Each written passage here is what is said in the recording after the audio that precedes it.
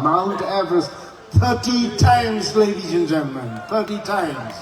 So moving ahead, in mountaineering, Adventure Tourism Excellence Award Mainai Chhau, and the mountaineering award holder is Mr. Nima Rinji Sherpa. उहाँको लागि पनि जोरदार ताली, Mr. Nima Rinji Sherpa, in recognition of his extraordinary achievement as the youngest person to summit all 14 of the world's 8,000-meter peaks at the age of 18. MS Entertainment presents campaign to promote tourism, art and culture. Our contribution to building a prosperous Nepal. Everest Tourism Award 2025. Our campaign to save Himalayas for sustainable tourism. Adventure Tourism Excellence Award. Mountaineering.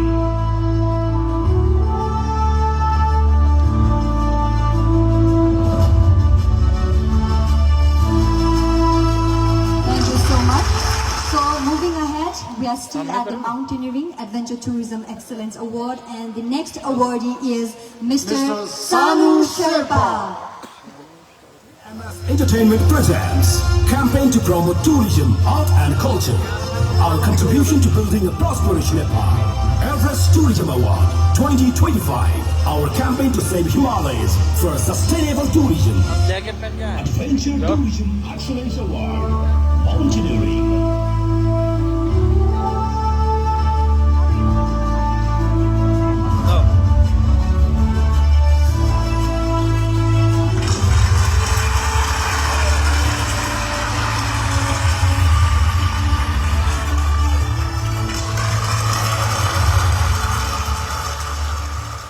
Congratulations to Mr. Sanu Sherpa. So moving ahead, we're still at the Mountaineering Adventure Tourism Excellence Award, and the next awardee is Miss Purnima Shrestha. MS Entertainment presents campaign to promote tourism, art and culture. Our contribution to building a prosperous Nepal. Everest Tourism Award 2025. Our campaign to save Himalayas for sustainable tourism. Adventure Tourism Excellence Award. Mountaineering.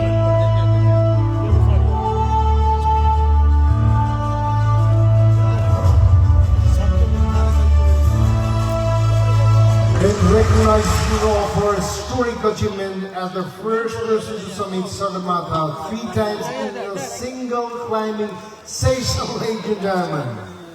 Congratulations, Miss Purnima Shrestha. So we're still at the Mountaineering, it's Adventure Tourism Excellence Award, and the next awardee is none other than Mr.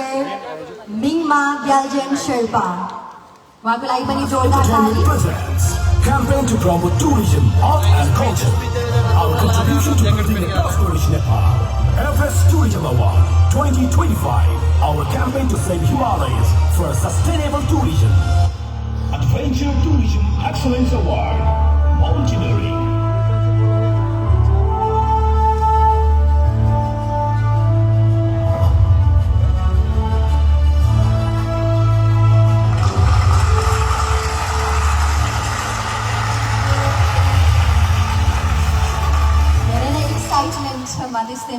Yet congratulations, Mr. Mingma Gyaljen Sherpa ji.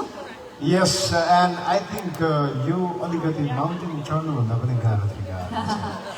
Anyway, so ladies and gentlemen, thank you very much, sir, for your kind presence. And Rajesh Ranjan sir, we would like to hear something from you. उहाँको मुखारबिन्दबाट केही शब्द नेपालको लागि, केही शब्द माउन्टेनको लागि, केही शब्द पर्यावरणको लागि, अनि केही शब्द वातावरणको लागि, अनि केही शब्द मेरो लागि पनि. Over to you, Honorable Sri Rajesh Ranjan sir. नमो बुद्धाय. आप सबको जो मेरे लिए ईश्वर के समान है, देवतुल्य हैं, प्रेरणा स्रोत है, विश्व और मानव कल्याण में आपकी भागीदारी, आपकी हिस्सेदारी, आपकी साझेदारी, वसुधैव कुटुंब, सर्वधर्म संभाव और सार्वभौमिकता के दर्शन से श्रेष्ठतम सर्वोत्तम है। आप हमारे लिए भी और आने वाले पीढ़ी के लिए आप अनुकरणीय हैं, आप पूजनीय हैं और आप वंदनीय हैं। आप अनमोल भी हैं, आप बेमिसाल भी हैं। आपकी उपस्थिति गौरवान्वित करता है इस दुनिया के विराट संस्कृति को, विश्व के उस आध्यात्मिकता के भाव को जिसमें सिर्फ एक ही भाव है, आत्म मोक्षार्थम जगत हिताय च, संपूर्ण मानव और विश्व का कल्याण और खुद के मोक्ष की कल्पना। ये जो मानव जीवन है, ये जो मानवतावादी आज विश्व के निर्माण में जिनकी भूमिका है, वो आप हैं। आप सर्वश्रेष्ठ हैं, आप सर्वोत्तम हैं और आपसे ही विश्व के निर्माण की उम्मीद की जा सकती है। आप वर्तमान सामाजिक, सांस्कृतिक, आध्यात्मिक, आर्थिक और राजनीतिक पटल पर जब सकारात्मक और प्रगतिशील विचार की बात आती है तो आप सर्वप्रथम हो जाते हैं। इसलिए यहाँ जो लोग भी उपस्थित हैं, हृदय की गहराइयों से शिव की इस पवित्र धर्मस्थली पर जिनका रिश्ता भारत की आध्यात्मिकता से गहरा भाव हो,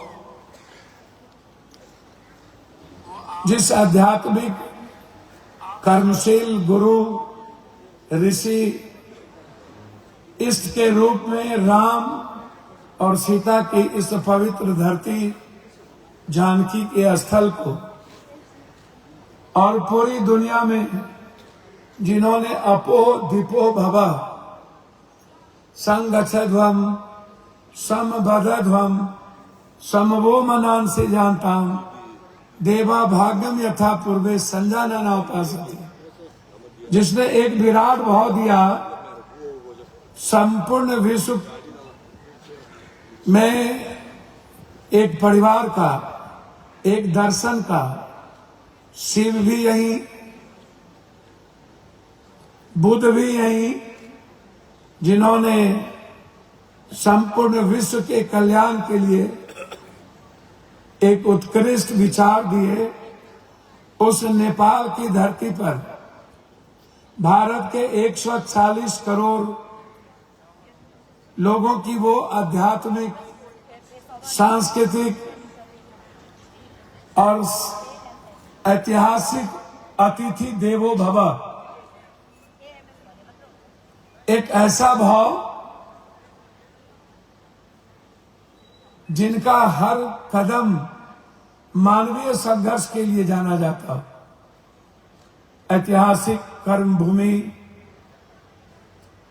दुनिया की सबसे बड़ा ज्ञान की तपोभूमि, वैशाली का वो समाजवाद, बुद्ध की धरती चाणक्य का वो विशाल भूमि, विक्रमशिला और नालंदा का वो संपूर्ण विश्व में एक उत्कृष्ट विज्ञान और अध्ययन पर आधारित विश्व निर्माण का वो एजुकेशन, विक्रमशिला और नालंदा, जिन्होंने पूरी दुनिया को आकर्षित किया हो। एक ऐसा भारत जिन्होंने हमेशा विश्व कल्याण की बात की हो। एक ऐसा भारत जिन्होंने वसुधैव कुटुंब के राह पर अनंत की ओर प्रगति किया हो, सार्वभौमिकता के दर्शन के साथ मानवतावादी सोच, विश्व बंधुत्व कायम हो, मानव मानव एक हो, मानव का धर्म एक हो, इस भाव के साथ जिन्होंने अपनी आध्यात्मिकता के बदौलत, अपनी सांस्कृतिक विचार के बदौलत, जिन्होंने क्रांति के पथ को अपना आवरण बनाया हो और प्रेम ही जिसका आलोड़न हो। जब दुनिया परमाणु अणु के इतिहास की ओर बढ़ता हो तो भारत हमेशा विश्व के को एक सूत्र में बांधने की जो ताकत देता है, वह रिश्ता नेपाल और भारत में देखने को मिलता है। हमारा और नेपाल का रिश्ता माँ और मौसी का है। यदि भारत माँ है तो नेपाल मौसी है। हमारा और आपका रिश्ता एक परिवार का, बेटी और रोटी का, संस्कृति का, भाषा का, आध्यात्मिकता का। हमारी भाषा और आपकी भाषा, चाहे वो मैथिली हो, चाहे वो अंगिका हो, चाहे वो भोजपुरी हो या हिंदी हो, या नेपाल में संस्कृत और हिंदी का मिश्रण हो, वो लगभग हम सब एक परिवार की तरह। हमारा रहन सहन, हमारी जीवंतता, हमारा आचरण, हमारा कर्म और हमारी प्रगति भारत और नेपाल के वसुधैव कुटुंबकम से जाना जाता है। इसीलिए आज जिस बहन ने हमें यहां गौरवान्वित किया है, सत्यकला जी, मैं इनसे प्रेरित होकर इन्होंने जिस तरीके से, जिस भाव में, जिस विनम्रता के साथ, जिस शालीनता के साथ, जिस आचरण के साथ और जिस प्रेम के साथ इस अतिथि देवो भव परिवार का इन्होंने आज नेपाल ही नहीं, जिन्हें विश्व पर गौरवान्वित महसूस करने का वक्त है, जिन ऋषियों को, जिन मनीषी को, जिन प्रकृति के बचाने वाले, God guide by nature and nature guide by God, प्रकृति और परमात्मा का नैसर्गिक विचार से मानव का आज सृजन, विज्ञान और अध्यात्म के बदौलत विश्व कल्याण का भाव, इस दोनों जीवंतता के विचार के साथ आज जिस एवरेस्ट के आज शिरोमणि में हम सबको बुलाया, मैं आप सबको हृदय की गहराइयों से प्रणाम करता हूं दिल से। ये मेरा सौभाग्य है कि हम अपने परिवार के बीच आए, हमें मुस्कुराने का अवसर मिला, हमें सीखने का अवसर मिला, हमें स्नेह और वात्सल प्रेम लेने का अवसर मिला, हमें देवभूमि पर इतने सारे देव का आशीर्वाद लेने का अवसर मिला। इसके लिए मैं सत्यकला जी को दिल की गहराइयों से धन्यवाद देता हूं कि आपने विभिन्न 18 देश के प्राइम मिनिस्टर, शेख, प्रिंसेस, बॉम्बे से हमारी बहन, फोन छोड़ दीजिए, इतने आध्यात्मिक सोच के साथ और इतने सारे विराट सारे व्यक्तित्व के रूप में यहाँ आप सब उपस्थित हैं।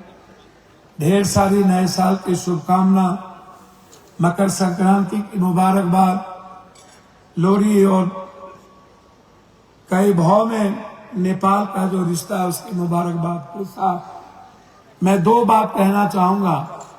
ग्लोबल वार्मिंग या पर्यटन, देखिए सबसे पहले हम सबको एक ह्यूमन बीइंग को डेवलप करना पड़ेगा। आज इस दुनिया में भौतिक सुख में मानवीय मूल्यों का अभाव हो गया है, मानवतावादी विचार का अभाव हो गया है।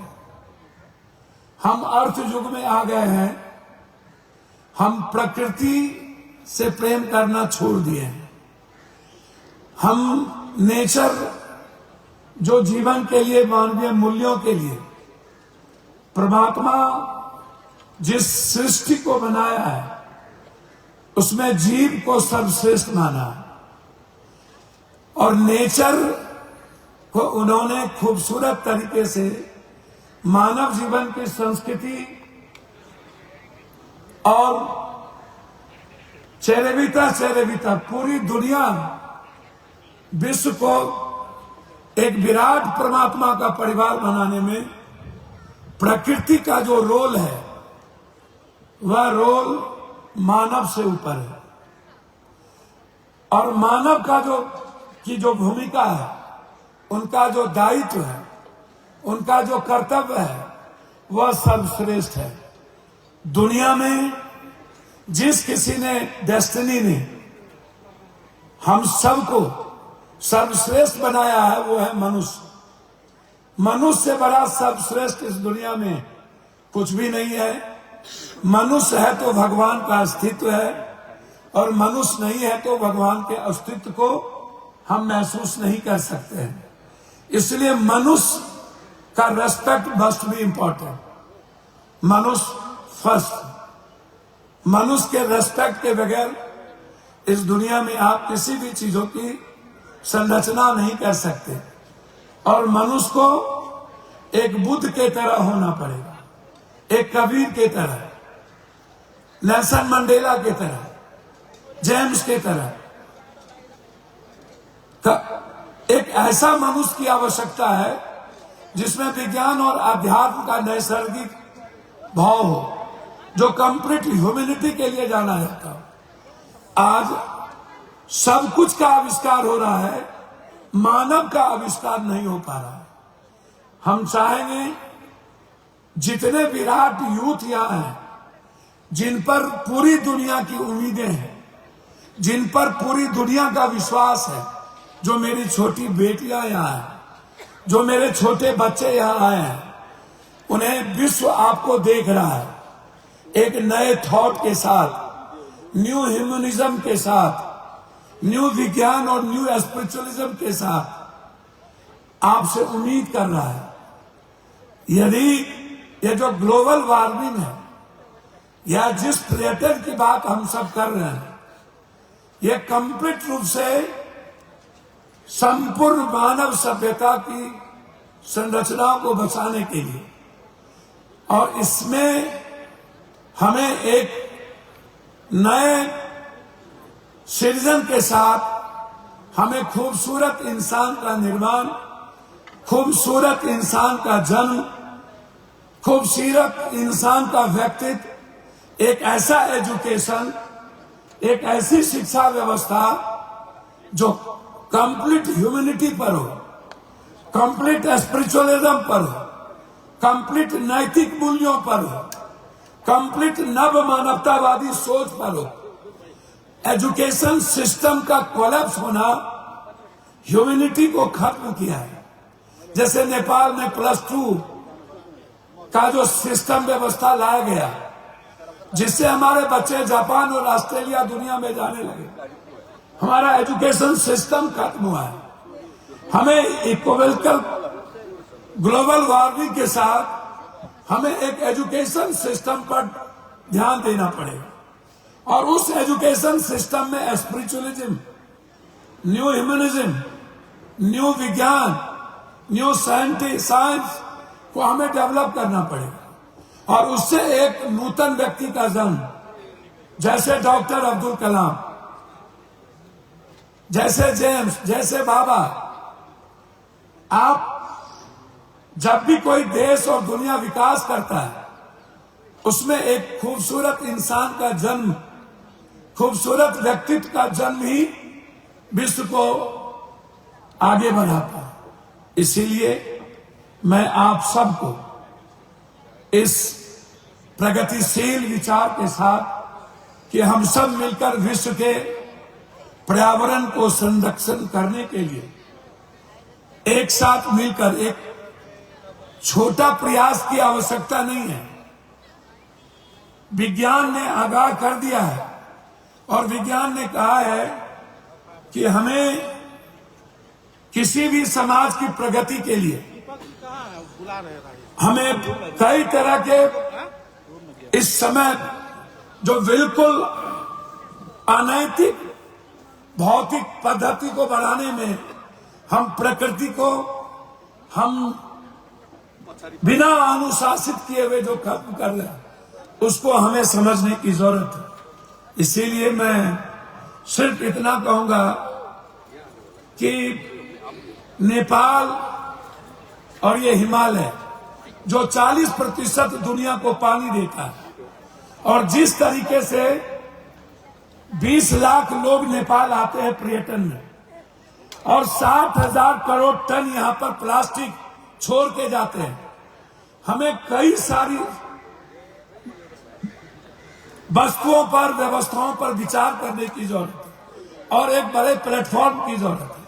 हमें समझना पड़ेगा कि हम किसी भी नेचर के लिए हम लगातार विकास के नाम पर हम पहाड़ को, ये जो लगातार लगभग 1.5% एक्स्ट्रा ग्लेशियर हम लोग लड़ रहे हैं, कोसी बाढ़ तराई में पानी के चलते सब कुछ खत्म हो रहा है। ये जो ग्लेशियर पिघल रहा है उसके पीछे कारण क्या है? क्या उसमें ह्यूमन का काफी रोल है? क्या मानव उसमें सबसे बड़ा अव्यवस्थित व्यवस्था में हम सब आगे बढ़ रहे हैं? तो हमें बहुत बड़े विचार की जरूरत है और एक विश्व के पैमाने पर हमें बेहतर जलवायु, बेहतर पर्यटन को आम आदमी के जीवन की प्रगति के लिए आगे बढ़ा पाए, इस विचारों के साथ आगे बढ़ने की जरूरत है। इन्हीं शब्दों के साथ पुनः एक बार इस बड़े अवार्ड को जिस बड़ी संस्थाओं ने, मैं उस पूरे परिवार को, उस संस्थाओं के पूरे परिवार का अभिवादन, अभिनंदन करते हुए पुनः सभी देश के आए हुए अतिथि देवो भव, मेहमानों का, भारत से आए हुए अन्य बंधुवर मानवर का, जो मेरे लिए बहुत ही सम्मानीय है और विभिन्न देश से जो आए हैं, जो समाज निर्माण में, मानव निर्माण में जिसकी भूमिका है, मैं उन सब का तहे दिल से भारत के 140 करोड़ उस परिवार की ओर से मैं आप सबका सम्मान करते हुए आपको प्रणाम करता हूं। बहुत बहुत धन्यवाद। नमस्कार, प्रणाम, नमो बुद्धाय। हम सब इस भाव के साथ बढ़े जिसमें सिर्फ बुद्ध का भाव। धन्यवाद।